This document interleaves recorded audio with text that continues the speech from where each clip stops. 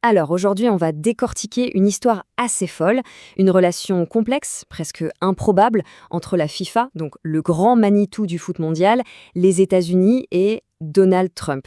C'est une alliance qui est en train de complètement dynamiter la frontière qu'on pensait solide entre le sport et la politique. On va commencer par la question que beaucoup se posent, parce que cette image, on la voit de plus en plus. Donald Trump, là, au premier rang, invité VIP à tous les grands raouts de la FIFA, que ce soit le tirage de la Coupe du Monde 2026, la Coupe du Monde des clubs, il est partout. Mais pourquoi? Qu'est-ce qui explique cette présence qui est devenue quasi systématique? On peut parler d'une amitié pour le moins déroutante. D'un côté, Gianni Infantino, le patron de la FIFA, de l'autre, Donald Trump.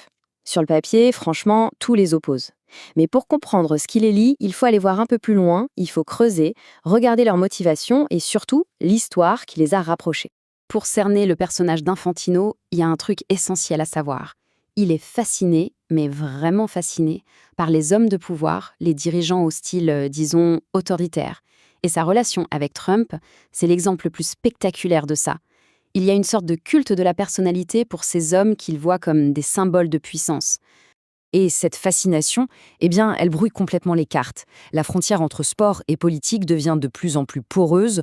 On se retrouve avec un Infantino qui s'improvise médiateur à Gaza ou entre le Congo et le Rwanda, pendant que Trump, lui, devient un acteur majeur de la diplomatie du foot. Leurs agendas personnels semblent fusionner de manière assez troublante. Mais voilà, pour vraiment comprendre cette alliance aujourd'hui, il faut faire un petit retour en arrière. Il faut revenir sur ce scandale énorme qui a mis la FIFA à genoux et qui a donné aux États-Unis un pouvoir absolument colossal sur l'organisation. Il faut bien avoir cette chronologie en tête. Tout commence avec la frustration américaine en 2010, quand le Mondial 2022 leur échappe au profit du Qatar. Quelques années plus tard, en 2015, le département de la justice américain lance une offensive judiciaire sans précédent. C'est le début du FIFA-Gate, ce scandale de corruption qui a fait trembler le monde du foot. L'enquête met au jour un système de pots de vin généralisé. Et à Zurich, au siège de la FIFA, c'est la panique. Une peur panique des Américains s'installe. Et elle ne les quittera plus jamais. Le point absolument crucial, c'est la méthode qu'ils ont utilisée. La justice américaine n'a pas traité la FIFA comme une simple fédération sportive. Non, non, ils l'ont attaquée comme une organisation criminelle en utilisant la loi RICO, une loi qui est normalement réservée à la lutte contre la mafia. L'humiliation et la peur au sein de la FIFA ont été totales. Bon, et maintenant, voyons les conséquences directes de cette peur. Parce que pour calmer la justice américaine, la FIFA va commencer à faire une série de concessions, mais des concessions monumentales. Le nouveau rapport de force, il est limpide. La FIFA a, en quelque sorte, capitulé. D'abord, elle a donné aux États-Unis la Coupe du Monde 2026. Puis, la toute nouvelle Coupe du Monde des clubs. Et le symbole le plus fou, c'est qu'elle a ouvert un grand bureau à Miami avant de décider d'y déménager carrément tout son département juridique. C'est une reddition quasi totale. La conclusion, elle est un peu cynique, mais elle paraît assez logique. Une organisation aussi orgueilleuse que la FIFA, aussi puissante, ne se met pas à genoux comme ça sans une bonne raison. Cette soumission laisse penser une chose, qu'elle a encore beaucoup de choses à cacher et qu'elle a une peur bleue que les Américains ne décident de finir le travail. Et c'est là que l'histoire prend un virage complètement fou. C'est là que tous les fils de cette affaire, la corruption, l'enquête américaine, le pouvoir, Trump, vont se nouer en un seul et même endroit. Accrochez-vous bien. Alors, voilà, l'enquête du FBI, celle qui a fait trembler toute la planète football. Cette enquête, qui a absolument tout changé, elle trouve son origine dans des délits qui ont été commis. Oui, vous avez bien entendu, à l'intérieur même de la Trump Tower. C'est sans doute l'ironie la plus dingue de toute cette histoire. Le lieu qui symbolise le pouvoir de Donald Trump est aussi le berceau de la chute de l'ancienne FIFA. Alors, comment c'est possible? En fait, au départ, le FBI enquêtait sur un réseau de jeux clandestins à la Trump Tower lié à la mafia russe.